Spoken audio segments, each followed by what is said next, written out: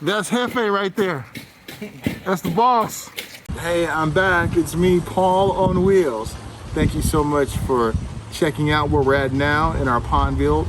We just finished week 3, so I'm going to share with you some insights and some videos of our progress. And before I do, please like, subscribe, hit the notification bell. We'll be chronologically showing where we're at in this pond, even when I get fish as well.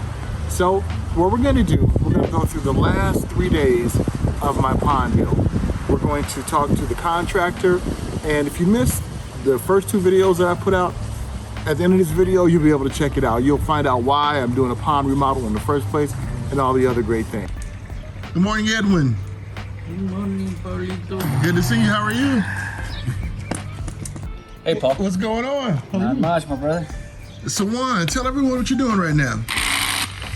So what we're doing this morning is we're cutting a little bit of the patio just so we can have more room for the stream, so we can have a wider stream, better flow of water into the pond at the same time.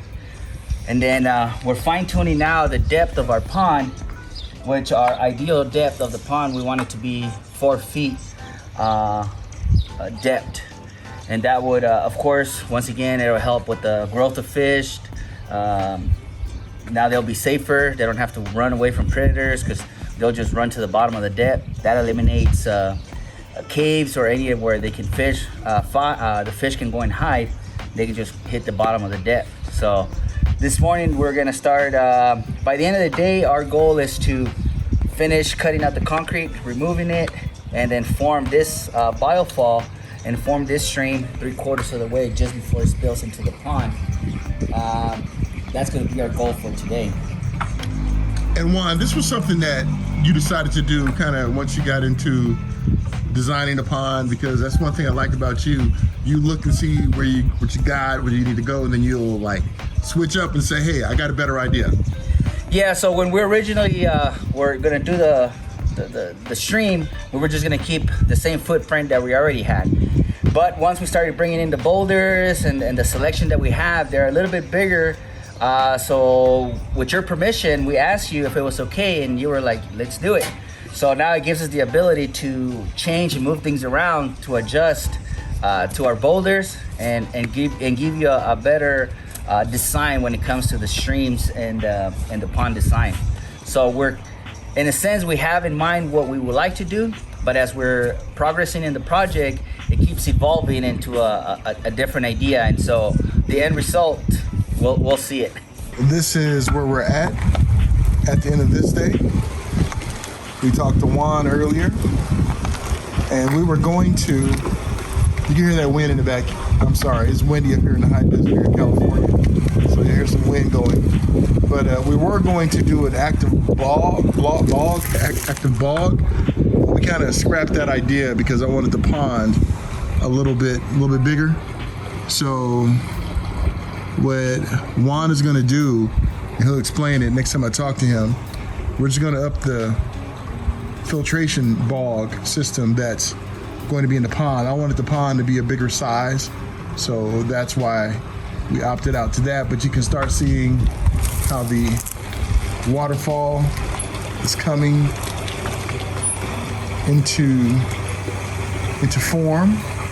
I'm going to show you a really cool view from the back.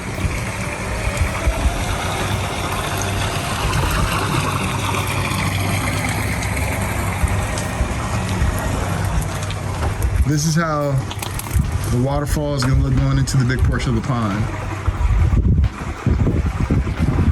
So if you notice what we did, we cut the concrete, bought the boulders, over here a little more, and seeing where we're the outline. So the stream is going to be really nice, going to cascade over here, and there it is, and go right into there and over there. It's gonna be really, really nice when we finish.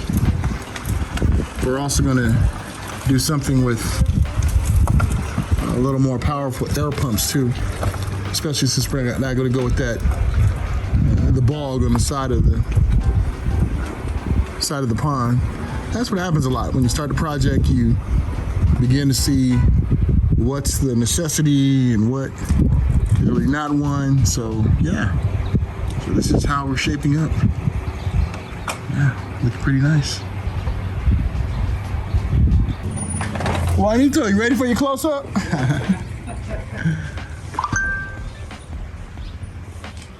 Check in with Juan Rodas, Juanito. How's it going today, Juan? Pretty good, Paul. Pretty good. I see you guys move some concrete and everything and move some dirt. Yeah, so we finally did the final digging. Got our depth that we wanted. We're at 4 feet in depth. And then of course just clear everything out, got rid of all the concrete and start forming and shaping streams and getting our final layout, and then ready for a liner tomorrow. That's awesome. I know you and I talked yesterday. We originally wanted to do like a bog with some plants and everything, but we had to switch it up a little bit.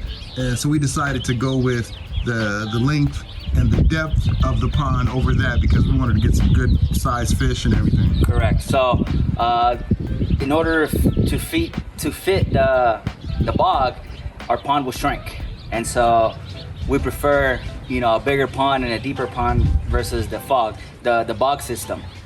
Now, just because we don't have the bog system, it doesn't mean that our pond is not going to do what we originally intended to do.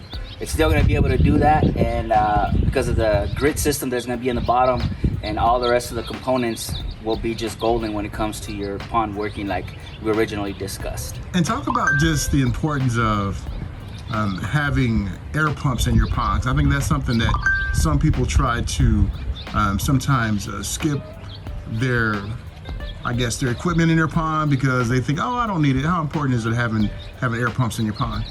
Well, especially being here in the high desert, where we can reach anywhere to up to 116 on a good hot day. Now that takes away the oxygen in a pond. So by us having the aerators in a pond and also in our biofalls, that creates a lot of free oxygen for the fish. So then the fish won't be deprived of good oxygen in the pond. And then also by us having 2 streams going into the pond as well, that gives us plenty of oxygen in the pond. So sometimes cutting corners doesn't work out. You might be able to save a penny here and there, but at the end of the day, your fish will be the one that's gonna suffer. You won't be able to see it right away, but it's not gonna be until once your fish starts getting bigger or they start having babies, then you're throwing your pond out of sequence, out of balance. Awesome. So Juan, I'll see you tomorrow. All right, see you tomorrow, Paul.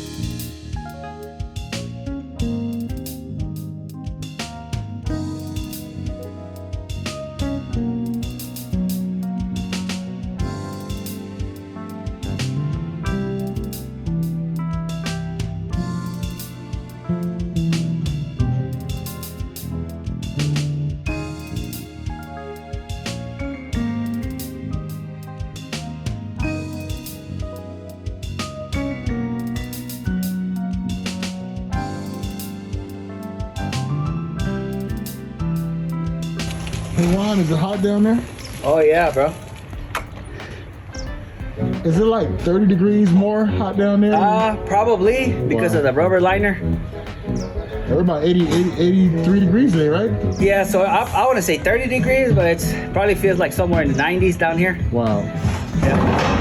And it's only gonna get worse as the heat gets rising. I think it's supposed to be 88 today, which is not bad. So it's not those 100 plus summers that we get. So now, if you do a pond and over 100 degrees, you charge more, right?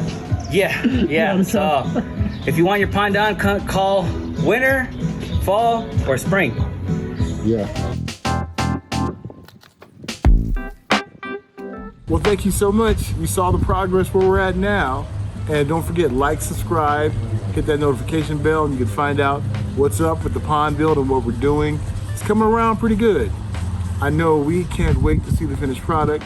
I can't wait to take you as I look for my new koi fish for my new pond. So we're gonna have an adventure with that too. But until next time, please do me a favor. Stay healthy, stay safe, and remember, I love you guys to life.